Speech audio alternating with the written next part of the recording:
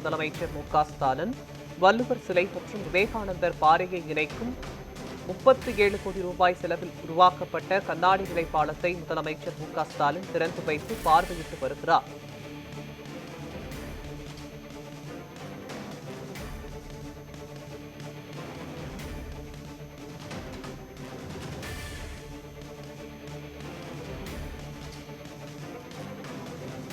மேலும் இது தொடர்பான விவரங்களை நம்மிடம் வழங்குவதற்காக நமது செய்தியாளர் ரமேஷ்குமார் இணைக்கிறார்.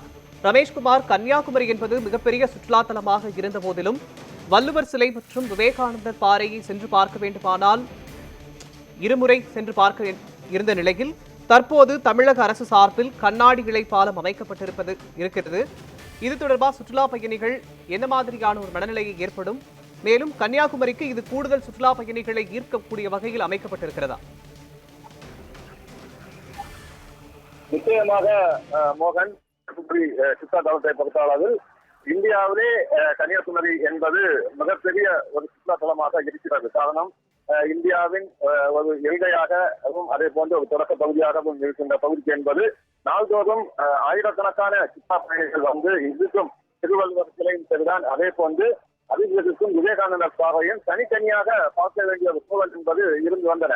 ஆனால் தற்பொழுது திருவள்ளுவர் சிலையிலிருந்து விவேகானந்தர் பாறைக்கு 37 கோடி ரூபாய் மதிப்பீட்டில் தற்பொழுது கண்ணாடி இழை பாலம் என்பது அமைக்கப்பட்டிருக்கும் நிலை என்பது சுற்றுலா பயணிகளை மிக பெரிய அளவில் ஒரு மகிழ்ச்சியை ஏற்படுத்தியிருக்கிறது. ஏனென்றால் தற்பொழுது அவர்கள் படகு மூலம் விவேகானந்தர் பாறைக்கு சென்றால் அங்கிருந்து விவேகானந்தர் பாறையை பார்த்துவிட்டு அதிகரிக்கும் திருவள்ளுவர் சிலைக்கு அந்த வழியாகவே கண்ணாடி இழை பாலம் வழியாக செல்லலாம். அதற்கான ஒரு ஏற்பாடுகள் என்பது செய்யப்பட்டிருக்கிறது.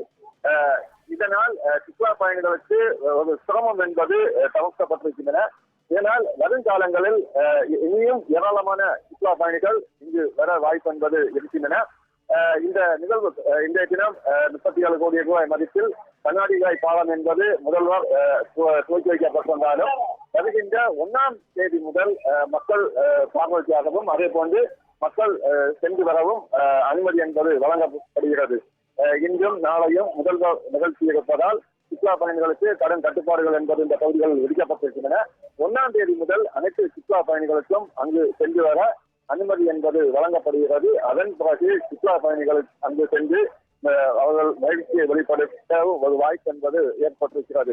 ஏற்கனவே சுற்றுலா பயணிகளை பொறுத்த அளவில் கன்னியாகுமரியில் பல்வேறு வசதிகள் என்பது செய்யப்பட்டிருந்தாலும் மிக ஒரு தொகையாக காணப்பட்டது இந்த நிகழ்வுதான். குறிப்பாக கரையிலிருந்து பூம்புகார் படகு தளத்திலிருந்து அவர்கள் படகில் விவேகானந்த பாறைக்கு சென்று அங்கிருந்து அவர்கள் பார்த்துவிட்டு கீழிறங்கி மற்றொரு படகில் செல்தான்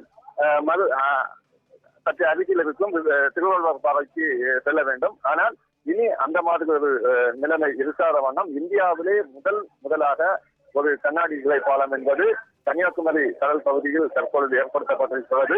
திருவள்ளுவர் சிலைக்கும் விவேகானந்தர் பாறைக்கும் இடையே கடல் மட்டத்திலிருந்து 7 மீட்டர் உயரத்தில் இந்த பாலம் என்பது அமைக்கப்பட்டிருக்கிறது. இது சுற்றுலா பயணிகள் மட்டுமின்றி கன்னியாகுமரி மாவட்டத்தில் வசிக்கும் மக்களும் மிகப்பெரிய ஒரு மகிழ்ச்சியில் ஆழ்த்தி இருக்கிறது. மோகன்,